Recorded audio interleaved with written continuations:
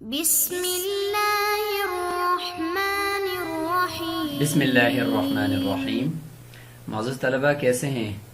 سب خیر و عافیت سے ہیں؟ اللہ تعالیٰ سے دعا ہے کہ اللہ تعالیٰ آپ سب کو اپنے حفظ و امان میں رکھے۔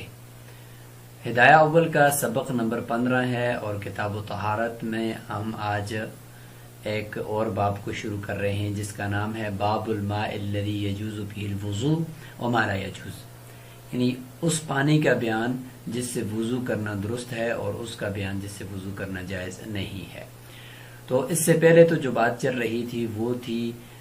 طہارت کیسے حاصل کی جائے، حدث اصغر، حدث اکبر، وضو، غسل، اس کے احکامات، سنتیں، مستحبات، فرائض۔ اور اب جس چیز سے طہارت حاصل کی جائے گی تو اس کا ذکر شروع کیا جا رہا ہے، جس میں سر فہرست پانی ہے کہ اللہ تعالیٰ نے خود اس کے بارے میں فرمایا کہ ماء طہورا،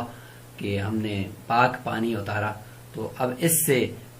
جو کہ طہارت حاصل کی جاتی ہے، لہٰذا پانیوں کا بیان یہاں پہ شروع کیا جا رہا ہے تاکہ پتہ چلے کہ کس پانی سے طہارت حاصل کرنا درست ہے اور کس سے حاصل کرنا درست نہیں ہے۔ تو یہ حصہ اول ہے اور اگلے بھی انشاءاللہ کچھ اسباق اسی پانیوں کے بیان سے متعلق ہی ہوں گے۔ انشاءاللہ ہم تفصیل سے ذکر کریں گے پانیوں کی ساری اقسام، اور اس سے ہمیں پتہ چلے گا کہ کن کن اقسام کے پانیوں کو استعمال کر کے طہارت حاصل کر سکتے ہیں اور کون سے پانیوں کو استعمال کرنا درست نہیں ہے۔ باب الماء الذي يجوز به الوضوء وما لا يجوز به۔ الطہارة من الأحداث جائزة بماء السماء والأودية والعيون والآبار والبحار، لقوله تعالى وأنزلنا من السماء ماء طهورا، وقوله عليه السلام الماء طهور لا ينجسه شيء إلا ما غير لونه أو طعمه أو ريحه، وقوله عليه السلام في البحر هو الطهور ماؤه والحل ميتته، ومطلق الاسم ينطلق على هذه المياه، قال ولا يجوز بما اعتصر من الشجر والثمر لأنه ليس بماء مطلق، والحكم عند فقده منقول إلى التيمم، والوظيفة في هذه الأعضاء تعبدية فلا تتعدى إلى غير المنصوص عليه،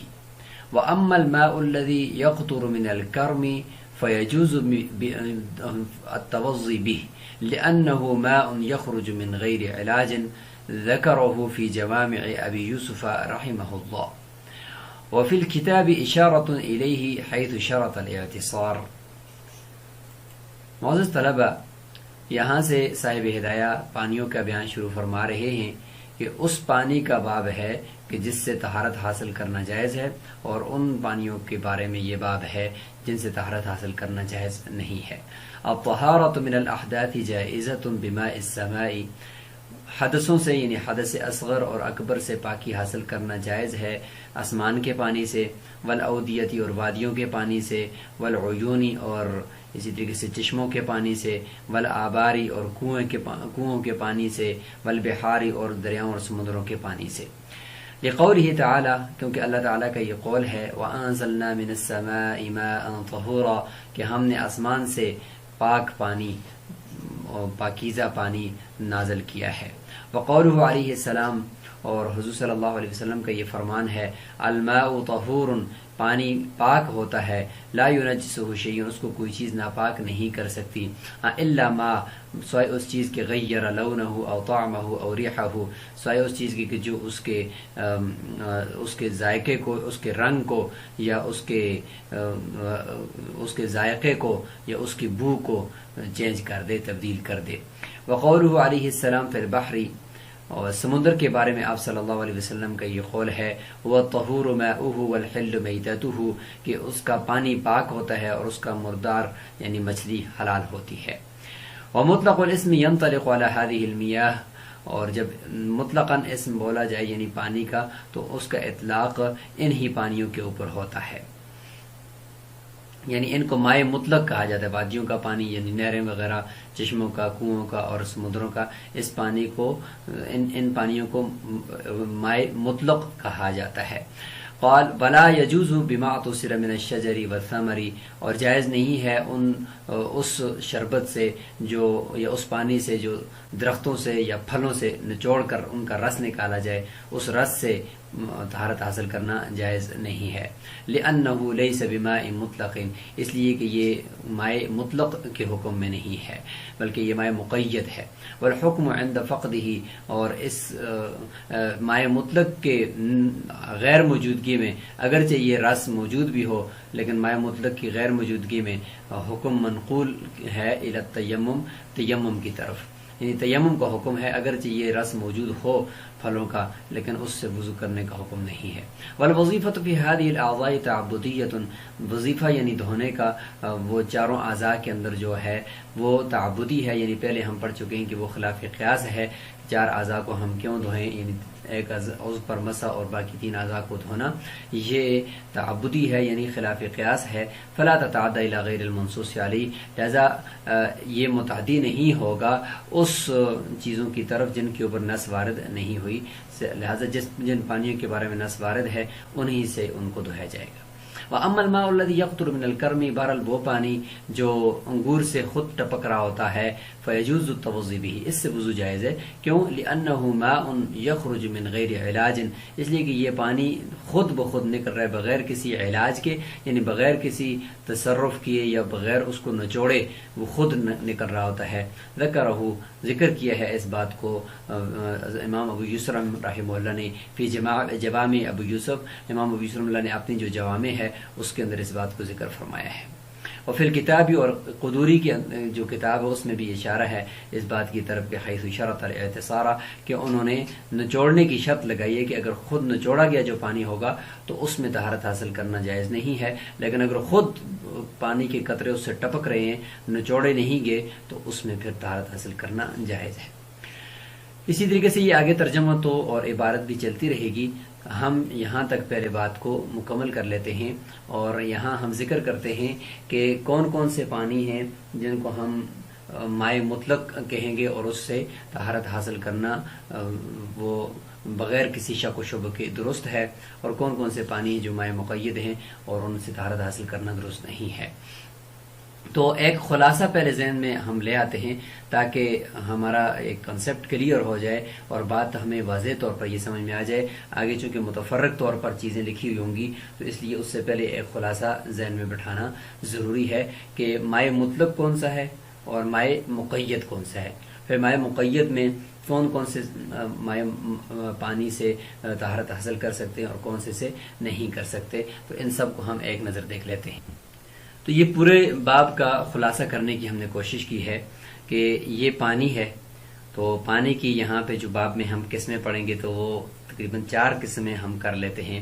مثلا طور پر پانی کی ایک قسم ہے راکد، یعنی وہ پانی ہم پڑھیں گے جو ٹھہرا ہوا پانی ہے. تو جیسے کہ کسی کنویں وغیرہ کا الگ بھی ہم ذکر کریں گے، کنویں وغیرہ کے اندر ہے یا کسی تالاب کے اندر ہے یا برتن کے اندر ہے تو ٹھہرا ہوا پانی. اور دوسری قسم ہوگی جاری پانی، نہروں کا پانی، جیسے کہ سارے مائع مطلق جس میں ہم نے دیکھ لیے. اور تیسری قسم ہے مائع مستعمل، یعنی استعمال شدہ پانی جس سے پہلے ایک مرتبہ وضو کیا جا چکا ہے یا قربت کے طور پر وہ استعمال کیا جا چکا ہے. اور نمبر 4 پھلوں کا رس، یہ جو ابھی ہم نے کچھ ذکر اس کا ترجمے میں بھی آیا، پھلوں سے نچوڑا ہوا رس یہ بھی ایک طرح کا پانی ہی ہے. تو یہ سارے ہو جائیں گے 4 قسمیں جو اس باب کے اندر ذکر کی گئی ہیں. پھر مائع راکت میں ایک ہوتا ہے مائع ٹھہرا ہوا پانی ہے لیکن مائع مطلق ہے، ٹھہرا ہوا ہے لیکن مطلق ہے. مطلق کا مطلب ہے کہ اس میں کسی قسم کا کوئی چیز ملی ہوئی نہیں ہے، بالکل صاف ستھرا پانی. جیسے کہ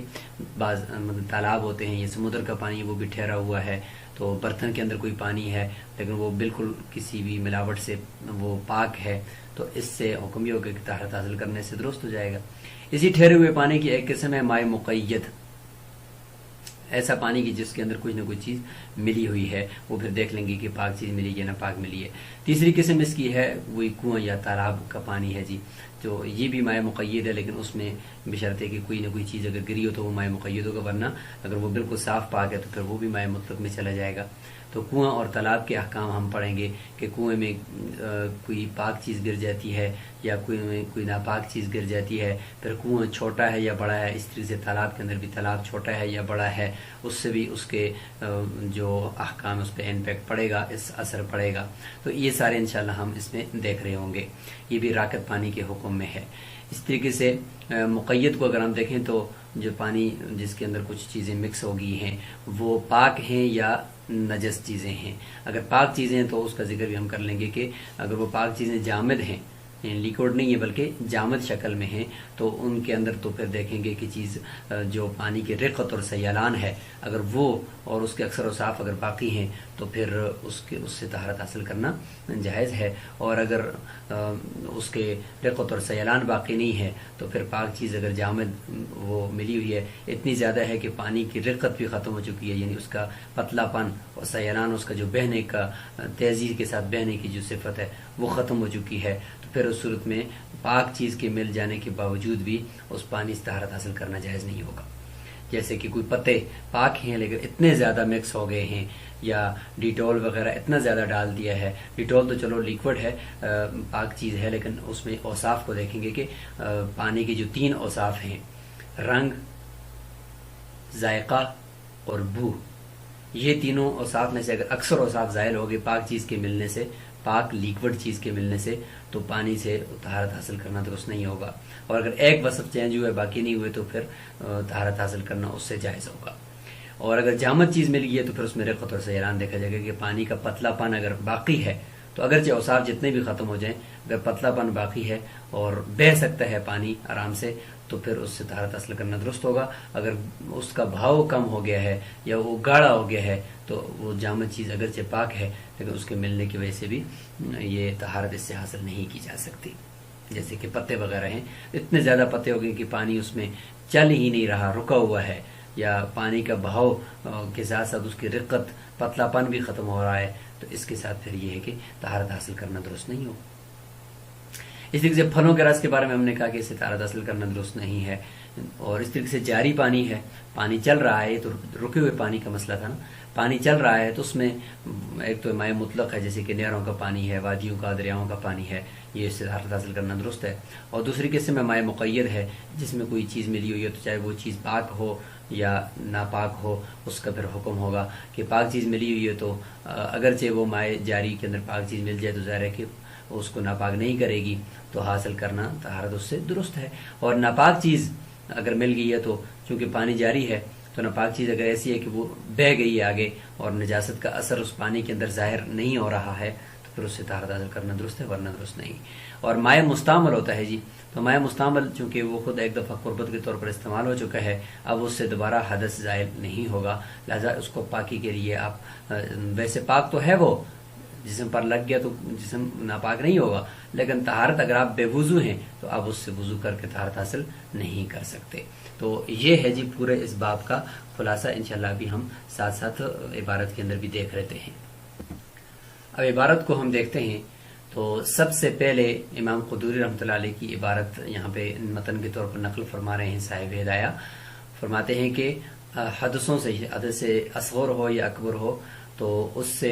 طہارت حاصل کرنا درست ہے۔ سب سے پہلے جو قسم ہے وہ مائع مطلق کی ذکر کریں گے، مائع مطلق راکد ہو یا جاری ہو اس کا ذکر کریں گے کہ ماء السماء، آسمانوں کا پانی، یعنی بارش کے پانی کہیں پہ جمع ہے تو اس سے طہارت حاصل کرنا درست ہے۔ وادیوں کی جو نہریں وغیرہ بہتی ہیں چونکہ وہ بہہ رہی ہیں، اگر اس میں کوئی نجاست ہے بھی تو وہ چل رہی ہے، اس کا اثر اگر نہیں نظر آ رہا تو اس سے طہارت حاصل کرنا درست ہے۔ اس طریقے سے چشمے ہیں اور وہ بار بار ان کا پانی اندر سے پھوٹ رہا ہے، اس سے بھی طہارت حاصل کرنا درست ہے۔ کنویں ہیں اور بڑی بڑی ٹینکیاں ہیں تو انشاءاللہ آگے بھی انشاءاللہ ان کنووں کا ذکر آ رہا ہے۔ والبحار، اس طریقے سے دریاؤں اور سمندروں کا پانی ہے تو وہ بھی پاک پانی ہے۔ تو یہ مائع مطلق ہیں، ان میں کسی قسم کا کوئی اختلاف نہیں ہے، اور یہ بالکل پاک ہوتے ہیں، اور اگر ان میں کوئی نجاست ہوتی بھی ہے تو وہ اتنی زیادہ ان کی مقدار پانیوں کی ہوتی ہے یا وہ چل رہے ہوتے ہیں جس کی وجہ سے وہ مقدار کا اثر ظاہر نہیں ہو رہا ہوتا۔ لقولہ تعالی وانزلنا من السماء ماء طہورا، کہ ہم نے آسمان سے پاک پانی نازل کیا، تو پاک پانی ہے جی۔ تو اللہ تعالیٰ نے اس طریقے سے اور بھی بہت ساری آیات ہیں کہ جس میں اللہ تعالیٰ نے فرماتے کہ الم تر ان اللہ انزل من السماء ماء فسلکہ ینابیع فی الارض، اس طریقے سے انزل من السماء ماء فسالت اودیۃ بقدرها، تو اسی طریقے سے بہت ساری آیات قرآن مجید میں اس سے متعلق ہے۔ اس طرح روایت بھی آپ نے دیکھ لی کہ الماء طہور لا ینجس، کہ پانی کو کوئی چیز ناپاک نہیں کرتی، الا ما غیر، الا یہ کہ وہ چیز جو اس کے رنگ کو یا ذائقے کو یا بو کو چینج کر دے تو پھر اس پانی سے طہارت حاصل کرنا جائز نہیں ہوتا۔ اس طرح حضور صلی اللہ علیہ وسلم کا سمندر سے متعلق یہ قول ہے وہ طہور ماؤہ، کہ اس کا پانی پاک ہوتا ہے، والحل میتۃ، اس کا جو میتہ ہے وہ حلال ہوتا ہے۔ فرماتے ہیں کہ یہ جو مطلقاً اسم ہے ماء کا، تو ینطلق علی ہذہ المیاہ، انہی پانیوں کے اوپر اس کا انطلاق ہوتا ہے، اور اسی کو ہی ماء مطلق بولا جاتا ہے۔ جب بھی ماء بولا جائے گا تو اس سے یہ ماء مراد ہوگا، کیونکہ اس کے اندر کسی چیز کی کوئی ملاوٹ نہیں ہوتی، تو ماء مطلق ہے۔ قال، امام قدوری رحمۃ اللہ علیہ فرماتے ہیں ولا يجوز بما اعتصر من الشجر والثمر، فرماتے ہیں کہ وہ پانی کے جو نچوڑا گیا ہے درختوں سے یا پھلوں سے، تو پھلوں کا رس جو ہے وہ نچوڑا گیا تو ظاہر اس کو ماء نہیں کہا جاتا، پانی کا اطلاق اس کے اوپر نہیں ہوتا۔ اگر کوئی کہے کہ بھئی پانی لے آؤ تو پانی سے فوراً ذہن اس درختوں کی جو شربت ہوتی ہے اس کی طرف نہیں جاتا، مطلب اس طریقے سے آم کا شربت لے لیں آپ، سیب کا شربت لے لیں، مالٹے کا شربت لے لیں، انار کا شربت لے لیں، تو اس کی طرف نہیں جاتا۔ پانی سے مراد پھر وہ صاف پانی بندہ لے کر آئے گا اگر آپ اس سے پانی مانگتے ہیں تو اس سے پتہ چلا کہ یہ ماء مطلق نہیں ہے۔ اگر ماء مطلق ہوتا تو پھر پانی کہنے سے فوراً ذہن میں یہ آتا، جبکہ پانی کہنے سے یہ ذہن میں نہیں آ رہا، کیونکہ ان کو پانی نہیں کہا جاتا، ان کو شربت کہا جاتا ہے، عصیر کہا جاتا ہے، تو لہٰذا یہ ماء مقید ہے، اور اس میں چونکہ پانی کی وہ اوصاف بھی نہیں ہے اور وہ یہ گاڑھا بھی ہوتا ہے، تو ان سب صورتوں کی وجہ سے ان سے طہارت حاصل کرنا درست نہیں ہے۔ اگرچہ یہ پاک چیز ہے لیکن یہ کہ اس کو پانی نہیں کہا جاتا۔ شریعت کا یہ اصول ہے کہ اگر آپ پاکی حاصل کرتے ہیں تو پاکی حاصل کرنے کے لیے ماء مطلق ہونا چاہیے، اور ماء مطلق کے تین اوصاف ہیں،